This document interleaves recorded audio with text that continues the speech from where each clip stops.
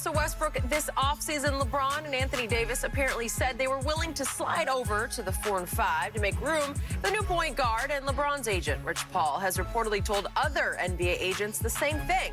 The purple and gold now have a lot of front court depth as the team remakes itself with veterans in their hunt for another title. So, Shannon, is this good news or bad news?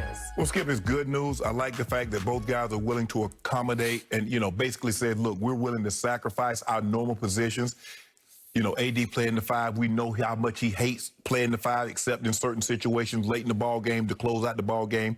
LeBron can play the 4, but he'd like to play the 3, but he will play the 4, Skip, because you remember their closing lineup in the championship was AD at the 5, LeBron at the 4, KCP, Rondo, and Caruso. That was normally their closing lineup. So, and if you really look at it, even though LeBron sometimes held the point, he was really the 4 in the lineup. He could play this because they're not typical 80s and 94, Skip. Nobody's really like a Karl Malone, Rasheed Wallace, guys playing with their back to the basket. Most of these guys are on the wing. Most of these guys are stretched where they're shooting the 3, the mid-range. So nobody's really like backing you down like they used to do in the 80s and the 90s. So LeBron could get away with that. I'm all for it, Skip. If LeBron playing 4, AD going to the 5, if that means getting another one of your best players. Because at the end of the day, Skip, you want your best 5 on the court at a given time. And so if that's going to get another one of their better players into the starting lineup, I'm all for it. But it doesn't make sense to me. I don't believe that's going to be the case. I believe that might be the case in a closing situation, but it doesn't make any sense. You'll sign Dwight Howard and DeAndre Jordan. And Anthony Davis made it a point to go hug and tell Rob Pelinka how happy he is that he got DJ. So why would you do a situation like that if you're going to play exclusively the 5? I don't believe AD will play exclusively the 5. I believe there'll be points in time that he might, mainly, Skip, in a closing situation. I believe 9 times out of 10, AD's going to be the 5, LeBron's going to be the 4.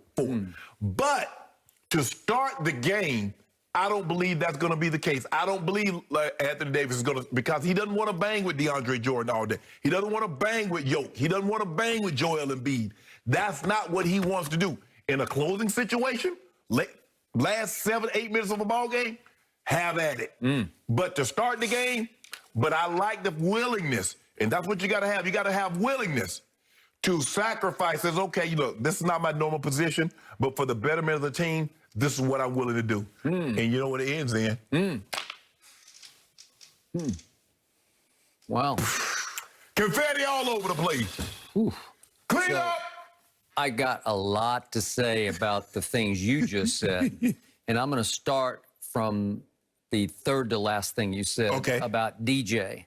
So you're telling me that AD hugged Pelinka, the GM, for signing a player who was cut by the Brooklyn Nets. Cut, just like, please get out of here. We have no more use for you because you have fallen completely out of our rotation to the point that down the stretch of those playoff games, you are DNP. Did not play. Some Interesting. Some people trash if another man trash. Banner move to me. Okay. It doesn't. And I got more bad news for you, speaking of the question that we're supposed to answer, because the more I hear, the weirder it gets, because LeBron, by the day, seems to be moving farther and farther away from the 1, as in PG, as in point guard. I told you he wasn't going to be the point. Going farther and farther. First, I thought he's going to be the 2, and then it went to the 3, and now it's all the way over to the 4. Once upon a time, that was called power forward. And I'll buy what you're saying. The game has evolved out of the Karl Malone power forward. Tim Duncan power. Those Tim days Duncan are over. Was a center. Tim Duncan was a 4. He was a 5. He's 7 feet tall. He only got that label because he played with David Robinson. They had to call him something. Let's call him the 4. Yeah, that's what he was. He was 4. Through the dynasty years, he was the 5. Don't give me anything, but whatever. Okay, so what just slays me over this is that more and more they are not only accommodating Russ, they're basically handing the keys of the kingdom to Russell Westbrook. The same Russell Westbrook who led the Wizards last year to a 34-38 record while leading the league in turnovers by a lot. But Skip, when Bradley Beal was out, he carried them.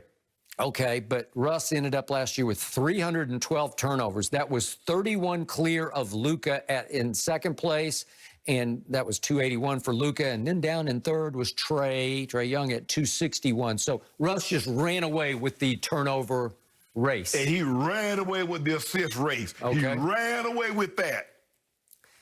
4 times he has led this league in turnovers. 4 times he's finished second in turnovers. 4 times he has led this whole league in usage rate. How much do you have the ball in your hands through a game? And 4 more times he's been second in usage rate. He must have the ball because he is a stat machine. He is the greatest solo act in the history of basketball. He is must-see TV. I'd be the first to admit I am enthralled. I am fascinated. I can't not watch Russell Westbrook play right now because for the last 5 years, he has averaged triple doubles. Yep. To me, he is slightly prioritizing over his entire career stats over winning. Individual achievements, triple doubles over winning. Others are the other way around. LeBron is definitely the other way around, though I'm starting to wonder if it's going to creep into his head. I got to catch Kareem. I got to catch Kareem. I got to shoot threes. I got to shoot threes. No, we just got to win. Okay, well, he had a career high attempts from 3 last year, and I say that was 6.3 a game. I say that goes up to 7 this year, so that could be a problem. Right. Because you have a below-average three-point shooter in LeBron, and you have a pathetic three-point shooter in Russell Westbrook. So now you got a backcourt, although he's now the 4. I don't know. So now what am I supposed to presume here? That who's it going to be? Ellington's going to be the 2? Probably Ellington. Okay, so Ellington's going to play the Kobe position of 2 guard, right? For the Los Angeles Lakers. Yeah. Once upon a time, the bubble champs. And you're going to open with Wayne Ellington as your 2 guard? I mean, that's just crazy to me. He might open it too, Skip. Listen, like I said, I don't believe when they roll the ball out to the court and they throw it up in the air, I don't believe that will be the lineup. I don't believe LeBron will be the 4 and AD will be the 5 in a starting lineup. Okay. I believe they will play that at some point during the game. Okay. But I believe DJ or Dwight Howard would be the starting 5 and AD will be the 4. Maybe so. Is Talen Horton-Tucker in this mix somewhere? I love him. LeBron really loves him, in part because he's a clutch client, but he is all of 20 years of age. Yeah, that's you sure about that? What do I always hear from Melo? He's been talking lately about, you people don't understand, because LeBron and I, we know how to play, so we can outthink you instead of out-athlete you, right? Right. Well, THT can out-athlete you. Yeah. Can he outthink you at the highest level, the championship level? If you're talking about raising another banner, do you trust him down the stretch in a big game? You trusted Caruso. Well, you know, he became pretty trustable. Exactly. Okay. So you don't know if you can trust somebody until you trust somebody. By the way, they weirdly didn't match to keep Caruso. I don't know what that was about. LeBron's going to miss, because that was his partner in crime down the stretch. Yes. Am I right? Yes. Okay, so are you sure that you want the ball down the stretch in the hands of Russell Westbrook? What happened? Now you don't like Rondo. I mean, again, once upon a time when the Clippers had him on playoff Rondo. Okay. We have him. Okay. You don't. I'm all in on Rondo, and he will be all out of your rotation because Russ is not going to literally sit still on the bench for Rondo playing 20-some minutes a night. Not going to happen. 18 to 20. Russ will create hell in that locker room. No, he won't. Behind closed doors. Yes, he will. No. He is a high minutes player. He needs to be on the floor with ball in hand. No. He's going to have the ball in his hand, but he doesn't need to play high minutes. He'll get an opportunity to play high minutes. Come playoff time, he'll be able to get as many minutes as he needs in a given night. But during the regular season, we're gonna try to keep those minutes below 35 and below. That would be ideal. Okay. AD can be 35, 36. LeBron, I need LeBron somewhere around 32, 33. Yeah, and for a while last year, he had played the most minutes in the whole league about halfway through the year. And even though he did that, he still played the fewest minutes of his NBA career last year. Well, he got hurt last year. Even when you factor that in, even when he got hurt 2 years before that, the minutes are coming down. He's understanding to be more efficient. He has to work smarter, not harder. See, playing all those minutes, 38, 39, 40 minutes. Nah, we don't need to do that. Okay.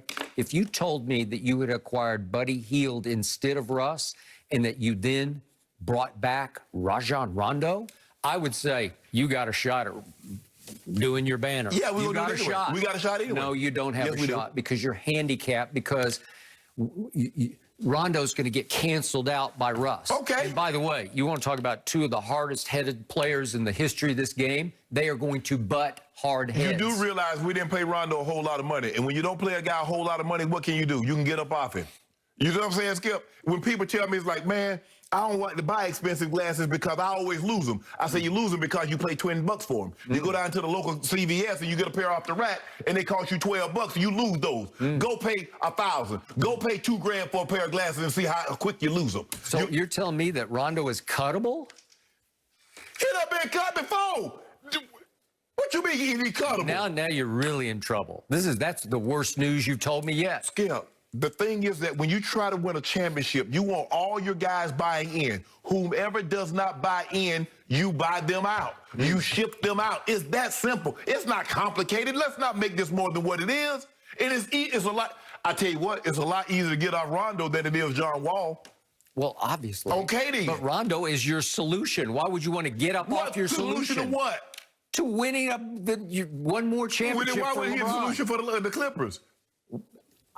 I told you why. Because he clashed with Because he don't respect that guy. Okay? He went after him on the floor at the end of a game in plain sight. And what did you tell me on yesterday's show?